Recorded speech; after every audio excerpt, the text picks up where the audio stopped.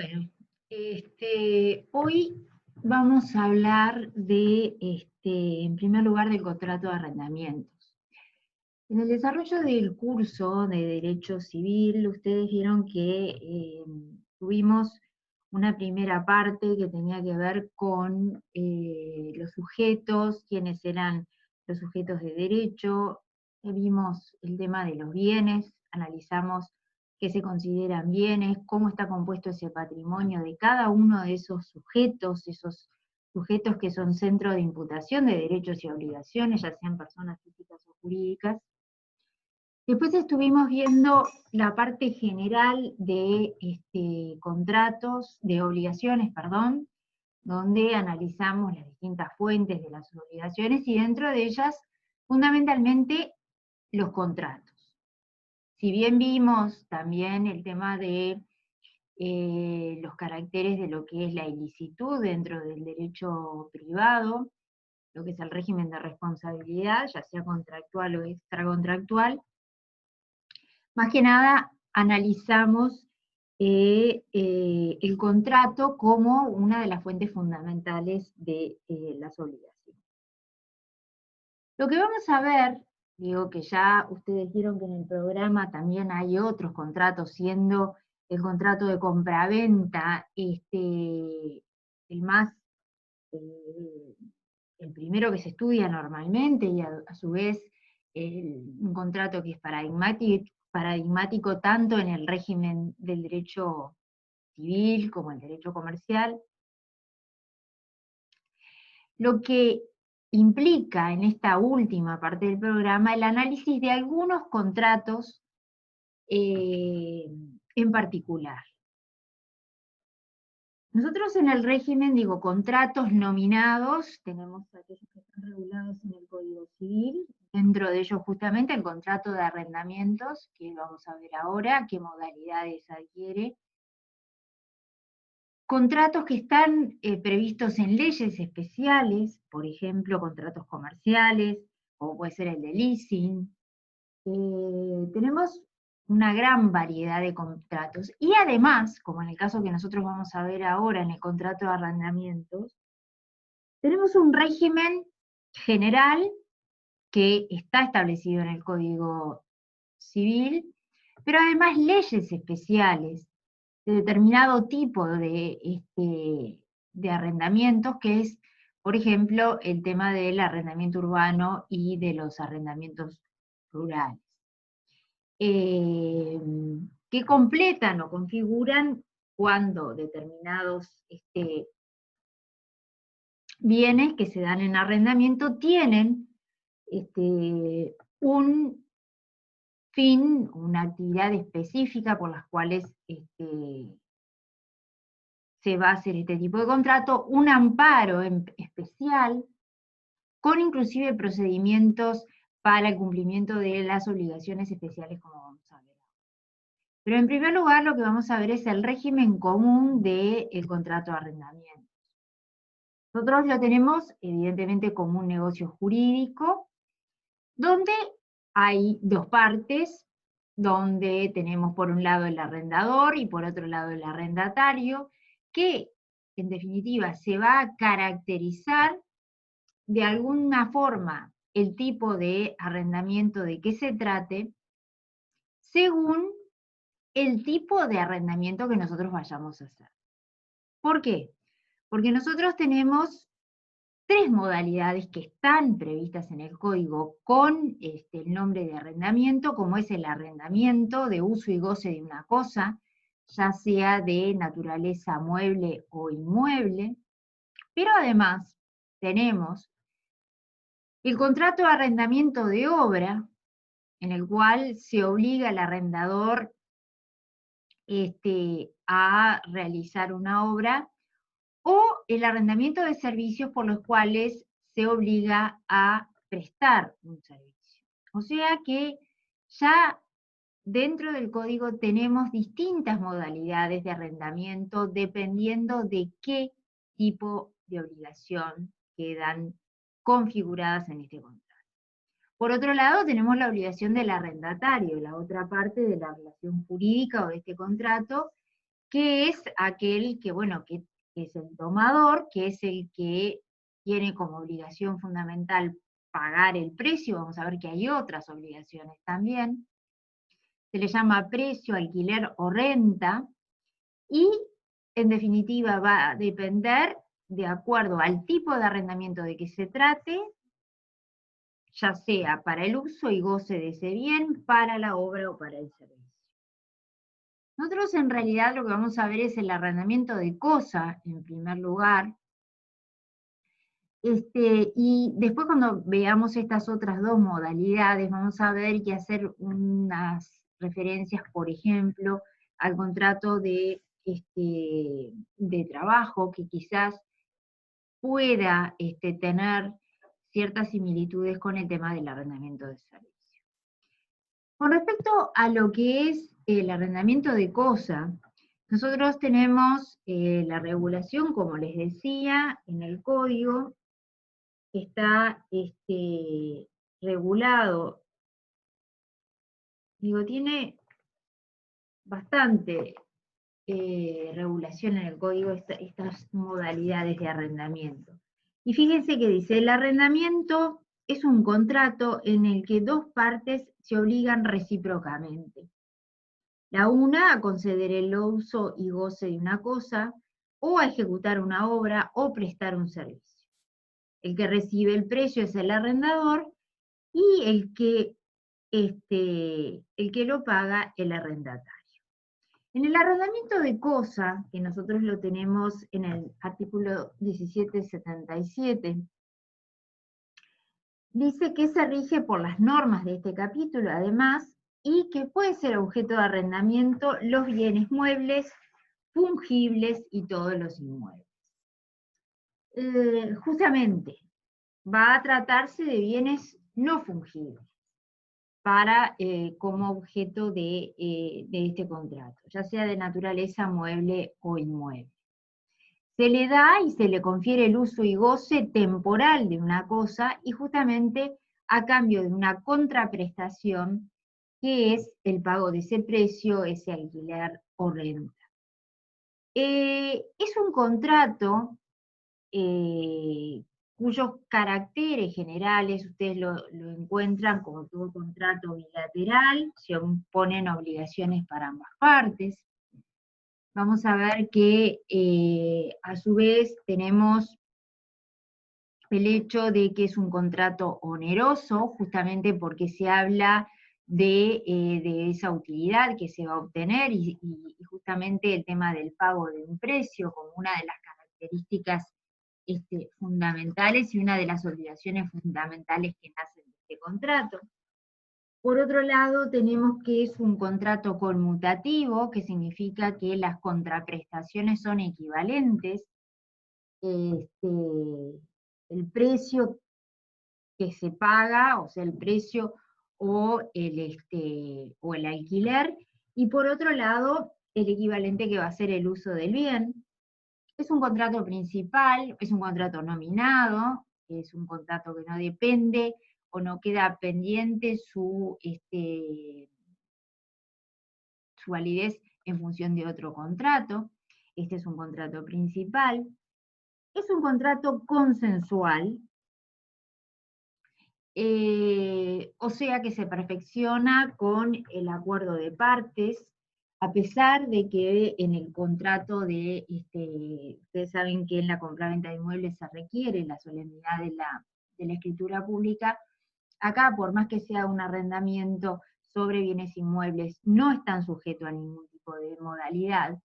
Lo que sí es importante destacar es que es un contrato que normalmente es escrito, eso es a los efectos de la prueba, pero no en el sentido de una solemnidad.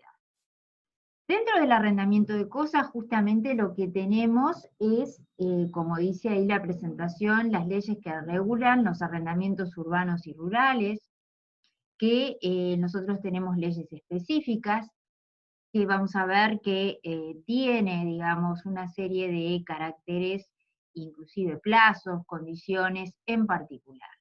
Tenemos la ley 14.219, que es la que se refiere al contrato de arrendamiento urbano, y la 14.384, que se refiere al arrendamiento rural. Van a tener características, sobre todo en materia de plazos, pero en otras también tienen otras regulaciones que no solamente eso. Eso tiene fundamentalmente una ley especial por las características que tiene el tema de vivienda y a su vez el desarrollo de una explotación agropecuaria que va a tener que ver justamente con el contrato. Les digo una diferencia, por ejemplo, en el contrato que recae sobre bienes, el arrendamiento rural se tiene que inscribir, cosa que el arrendamiento urbano no. Objeto, como les decía, y lo dice el artículo 1777, recae sobre bienes muebles no fungibles y sobre los inmuebles. La obligación va a ser la de restituir, que el arrendatario lo que va a tener es el uso y goce, y a los efectos de la restitución, y esta es otra de las características, tenemos, en el caso de que se trate de bienes muebles, el procedimiento del juicio de la entrega de la cosa. Sin embargo, en materia de inmuebles, lo que va a proceder a los efectos de la restitución y frente a el incumplimiento por parte del arrendatario de la devolución, el desalojo, que deben haber oído hablar. El precio puede estar establecido, pero además puede ser en dinero y también en frutos naturales que produzca la cosa arrendada. Eso es lo que vimos que era una de las obligaciones, la obligación fundamental del arrendatario. Con respecto a el contrato, es un contrato de cumplimiento continuado, evidentemente está establecido un plazo normalmente, el código establece un plazo máximo de 15 años, y a los 15 años, si se hubiera pactado un plazo mayor, va a caducar porque es el máximo que autoriza la ley. Sin perjuicio de que puede haber también contratos donde yo no tenga plazo, contratos de arrendamiento donde no haya plazo, y en ese caso cualquiera de las partes puede ejercer lo que es el receso unilateral de ese contrato. En materia de inmuebles, por ejemplo, tenemos plazos mínimos, cuando eso está regulado por la ley 14.219, que establece 2 años para el caso de casa habitación y 5 años cuando se trata de industria y comercio. De hecho, otro aspecto, no es una de las obligaciones que terminan con la muerte del causante, sino que, producido el fallecimiento del arrendatario, los herederos pueden seguir, o en ese caso se les faculta, porque específicamente está establecido en la ley, el derecho al ejercicio de la rescisión unilateral. Aspectos que tienen que ver con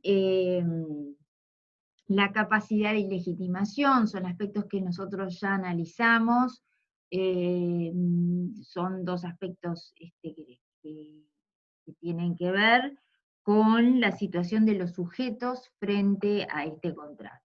El tema de la capacidad, ustedes ya lo conocen, para poder realizar este contrato tienen que ser mayores de edad, o sea, tienen que ser capaces absolutos, pero a su vez, también los menores habilitados por matrimonio, ¿se acuerdan que nosotros tenemos en eso una reforma en nuestro derecho, que fue realizada hace unos años, porque en el régimen anterior los menores púberes, o sea, los mayores de 12 y 14 años, podían contraer matrimonio, pero Uruguay, alineándose en lo que era el régimen internacional, estableció que la edad mínima para contraer matrimonios 16 años, que es ahora el régimen.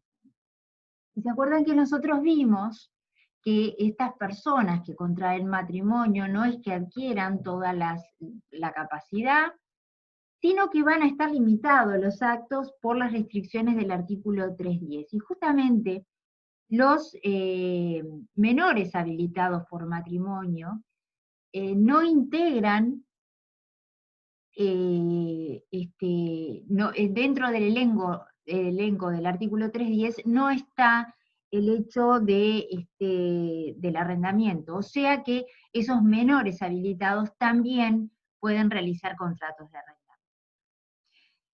¿Qué legitimación, o sea, qué situación, que es en definitiva es esa la legitimación, que no tiene nada que ver con la capacidad, vincula a ese sujeto con el bien? Y bueno, y ahí tenemos que ver de acuerdo al derecho que ese sujeto tiene. Y lo que me exige la ley a los efectos del arrendamiento es que para arrendar se requiere que el arrendador sea propietario, usufructuario, o sea, de un derecho real menor, un desmembramiento del dominio, o arrendatario. Arrendatario, ¿por qué también?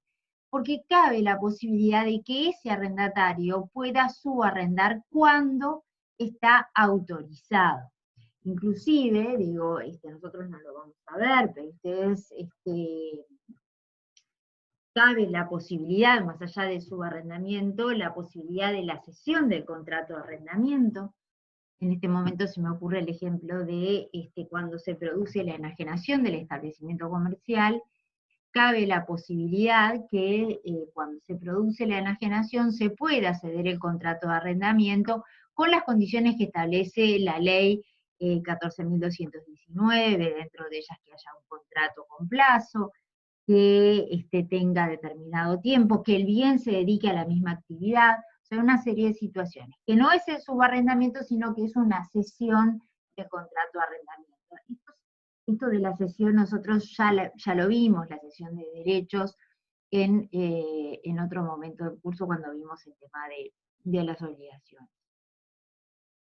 Muy bien, tenemos entonces la legitimación para poder dar la cosa en arrendamiento. El arrendamiento puede inscribirse en el registro y lo que va a hacer en definitiva esa inscripción es que sea oponible a terceros, o sea, aquellos que, digo, nada impide que yo pueda vender el bien sujeto a un contrato de arrendamiento, pero justamente el tema de esa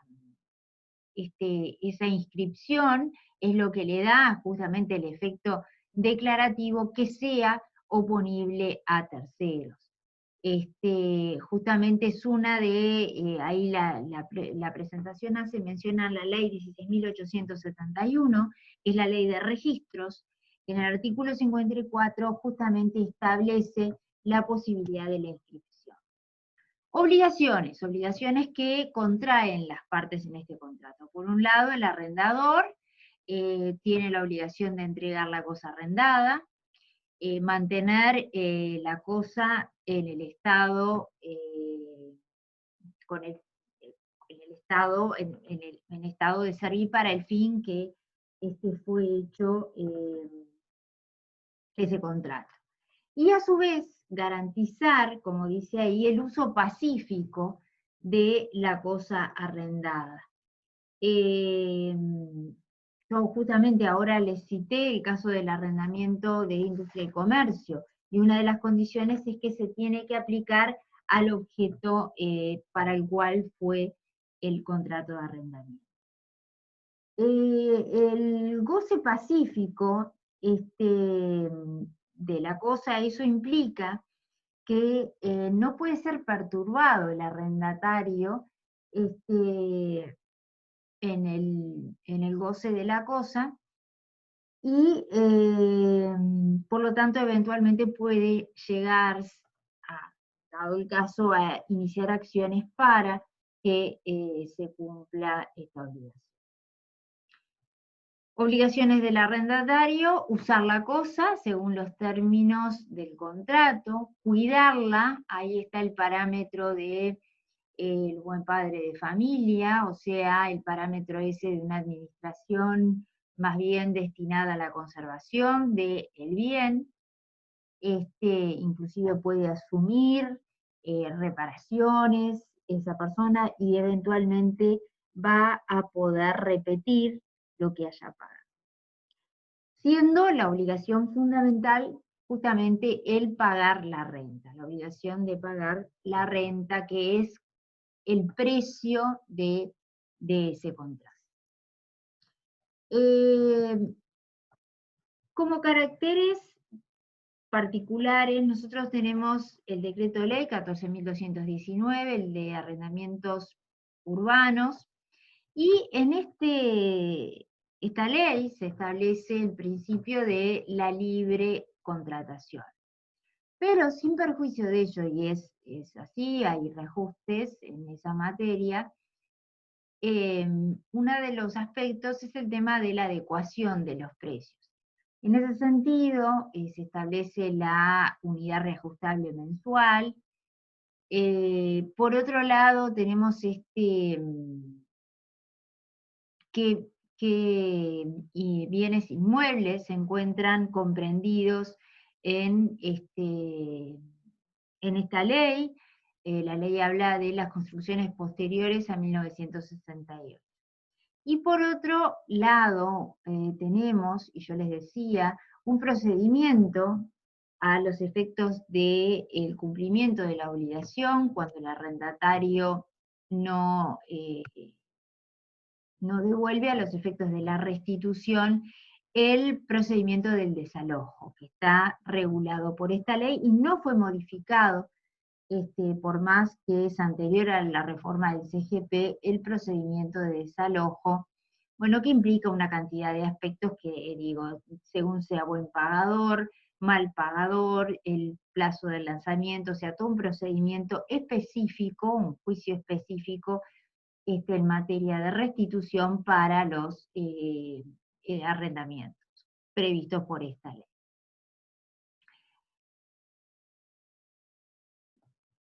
Por otra parte, si ustedes recuerdan, nosotros empezamos a ver el tema del contrato de arrendamiento e hicimos referencia a que la ley regula dos tipos más de contrato de arrendamiento, el arrendamiento de obra y el arrendamiento de servicio. ¿Qué implica esto? Les voy a poner un ejemplo. Bueno, ustedes van al odontólogo, o van a un abogado, o van a un profesional, y esa persona que ustedes contratan para que les brinde sus servicios profesionales, están, en definitiva, bajo lo que es un arrendamiento de servicios. ¿Por qué? Porque esa persona se obliga, el arrendatario, a pagar por ese servicio un precio determinado, siendo la contraprestación del arrendador brindar o prestar ese servicio o realizar la obra. De hecho, en el caso del arrendamiento de servicio, nosotros también vamos a tener un contrato de ejecución continuada, o sea que en el arrendamiento de obra vamos a ver qué características tiene, que esto no es tan preciso como el arrendamiento. Este contrato, estos dos contratos, que implica el arrendamiento de obra, el hecho de obligar a realizar determinada obra, comparten los caracteres generales que nosotros ya estuvimos viendo del contrato de arrendamiento en general. Es un contrato bilateral, crea obligaciones para ambas partes, oneroso, conmutativo, consensual, principal. Lo que va a variar acá es el objeto. El objeto, digo, el arrendamiento de cosas recae sobre bienes de naturaleza mueble o inmueble. En cambio acá nosotros lo que tenemos que el objeto es prestar ese servicio o, de lo contrario, hacer la obra. Desde el punto de vista de la capacidad, se tiene que tener capacidad plena, es el mismo régimen en general que nosotros vimos. Yo les dije al principio que es interesante hacer la diferencia, sobre todo del arrendamiento de servicios, con un contrato laboral. En un contrato laboral, nosotros tenemos, por un lado el empleador, tenemos el trabajador, se llama también relación laboral, es un contrato y tiene distintas modalidades, puede estar sujeto a plazo, puede no tener plazo, ustedes son aspectos que van a ver cuando vean derecho laboral. Pero justamente el hecho del trabajo implica por parte del trabajador enajenar su trabajo que tiene que ver con la prestación de esos servicios, y además es la obligación fundamental del trabajador. Pero ¿cuál es la diferencia con este contrato? En el contrato de arrendamiento de servicios, nosotros encontramos sujetos que no están bajo esa relación de subordinación, son independientes. Yo por más que me brinde o vaya a prestar mis servicios como profesional, eso no significa que estoy bajo una relación laboral de subordinación con las características que da la ley. Yo soy una persona independiente, estoy en pie de igualdad, porque van a ver ustedes que uno de los elementos fundamentales del contrato de trabajo es el elemento subordinación, se llama el trabajo subordinado, a diferencia de este trabajo que tiene que ver con este contrato de arrendamiento de servicios que implica que las partes se encuentran en pie de igualdad y una serie de características en particular. Nosotros tenemos, y ustedes creo que tienen en el manual, referencia a lo que es el régimen de responsabilidad decenal del arquitecto, que fue modificado inclusive el régimen de responsabilidad decenal por una ley relativamente reciente, que es la 19.726, que modifica justamente ese artículo 1844 del Código Civil, que tiene que ver con la responsabilidad, o sea, el arquitecto que tiene, ¿y por qué está acá? Bueno, porque en este caso no estamos en una hipótesis, cuando yo le encargo a un arquitecto que me haga una obra, es un contrato de arrendamiento de obra, justamente. Con la característica en particular de un régimen especial, que se llama así, de responsabilidad decenal, en estas hipótesis del contrato de arrendamiento de servicios. Los plazos que tenemos están establecidos por la ley,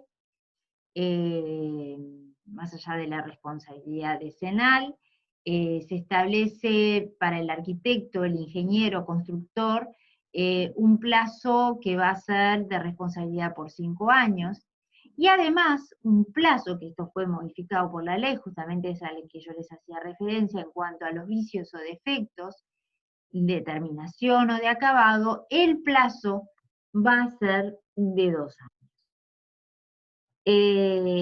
Y bueno, en definitiva, acá ustedes tienen más o menos aspectos generales de lo que es el contrato de arrendamiento. Es importante que conozcan las 3 modalidades que establece el código y esas leyes especiales de determinado tipo de contrato de arrendamiento, que son el arrendamiento urbano y el arrendamiento rural. Bueno, y por acá estaríamos terminando el contrato de arrendamiento. Y digo, no nos vamos a detener a ver las distintas obligaciones, el tema de responsabilidad, digo, porque excede. La idea es que tengan una noción de conocer cuáles son las obligaciones fundamentales de cada una de las partes y los plazos, las distintas modalidades y la forma de restitución que, como yo les decía, dependiendo del tipo de bien, va a ser un juicio de desalojo o un juicio de entrega de la cosa. Y bueno, y por acá estaríamos terminando contrato de arrendamiento. Ya, digo, faltaría, bueno, ver algún par de contratos más, pero va a ser eso motivo de otra charla. Bueno, me despido, gracias y buenas tardes.